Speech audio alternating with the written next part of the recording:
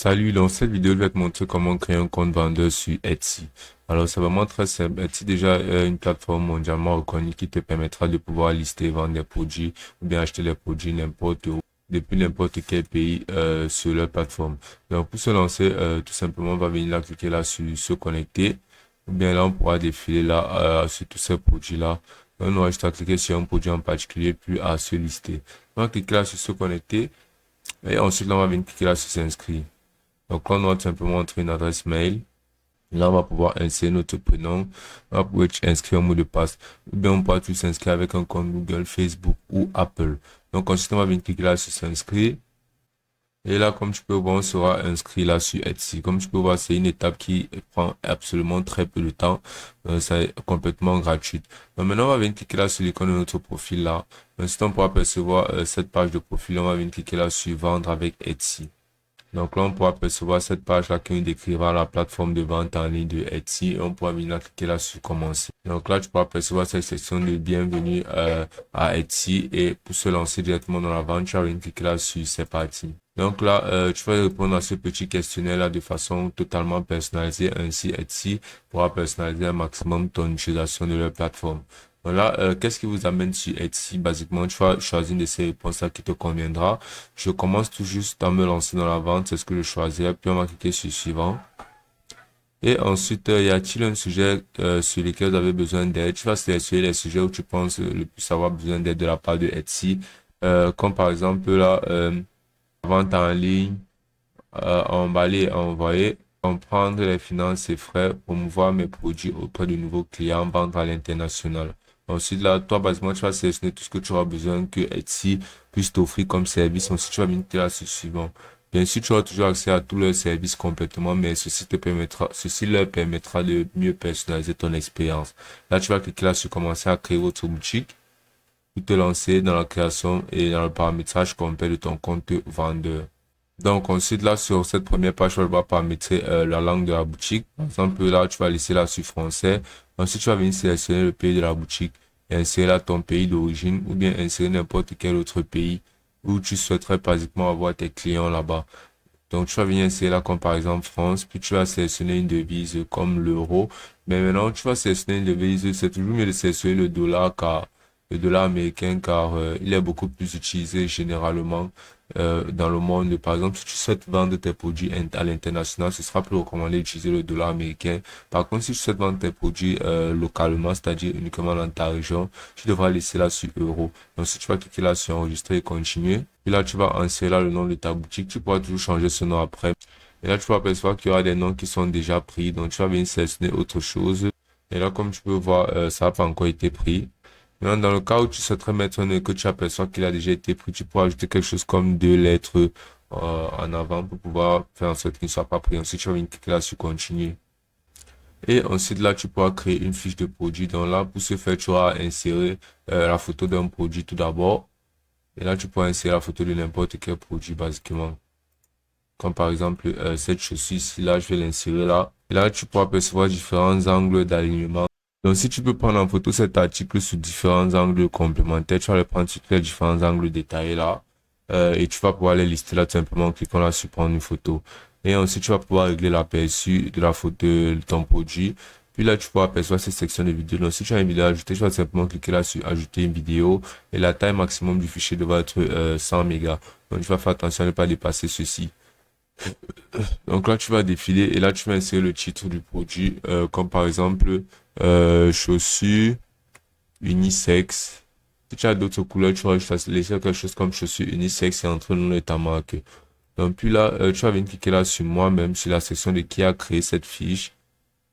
Qu'est-ce que c'est? Tu vas choisir là un produit fini. Et maintenant, quand avez-vous créé l'article? Tu vas donner là une date de création de ton article. Si c'est récemment, tu vas ajouter la date.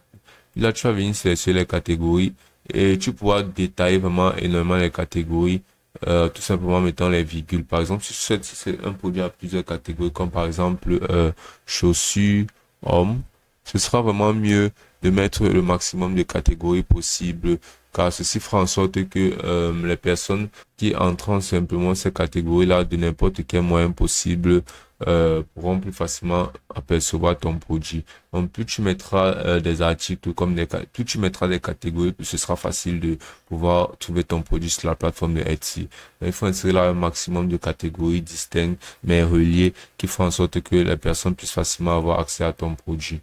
Donc, tu pourras toujours là cliquer là sur chaussures. Et là, ayant inséré ta catégorie, tu peux apercevoir les différents mots-clés qui serviront à la recherche de ton produit. Donc, ensuite, tu vas insérer là sur la section de couleurs. Si tu as d'autres couleurs, tu pourras les insérer là. Et les couleurs secondaires aussi. Tu pourras insérer les tailles et la catégorie de taille, c'est-à-dire le type de catégorisation de taille qui est par exemple aux US, en euros et autres. Là, tu peux apercevoir occasion, fête, option de renouvellement automatique ou manuel. Ouais, ensuite là, parce que l'automatique sera payant. Et là, le type, ce sera si ton produit est un type physique ou numérique, tu vas venir l'insérer là. Là, tu vas donner une large description de ton produit. Là, tu vas le décrire amplement et donner une description complète qui permettra au client de pouvoir bien savoir de votre produit et lui donner envie d'acheter. Donc, si tu as un partenaire de production, tu vas venir l'ajouter là. Là, tu vas ajouter les tags. C'est très important d'ajouter les tags car les tags permettra facilement au client de retrouver ton produit spécifiquement sur la plateforme de Etsy car la plateforme a énormément de produits listés. Donc, il faudra ajouter un maximum de tags qui seront reliés à ton produit. Ainsi, ce sera plus facile de le retrouver. Là, tu pourras ajouter les matériaux ou ingrédients ou composants utilisés dans la création de ton produit. Puis là, tu vas insérer le prix de ton produit, comme par exemple 20 $. Et là, tu pourras mettre là, insérer la tarification internationale. Tu pourras insérer les quantités.